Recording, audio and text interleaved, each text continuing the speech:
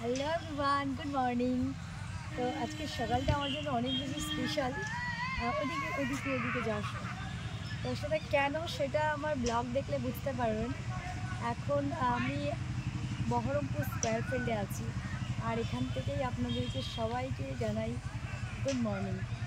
তো আজকে এখান থেকে কেন গুড মর্নিং করলাম সেটার পুরো ব্লগটা কিন্তু পাইল কিষান থেকে দেখতে পাবেন। সেটা অবশ্যই আমি আপনাদের সাথে শেয়ার করবো। তো আজকের মর্নিংটা আমার জন্য অনেক অনেক বেশি স্পেশাল।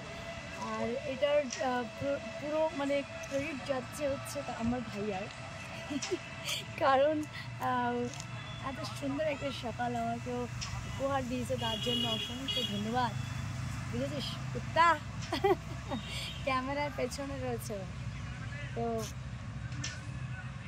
হঠাৎ করে কেন বহরমপুর স্কোয়ারে দাঁড়িয়ে যে গুড মর্নিং জানাচ্ছি সেটার কারণটা বলবো। আমার পুরো ব্লগ দেখতে হবে, তার জন্য আর কি বলবো, পুরো ব্লগ দেখবেন।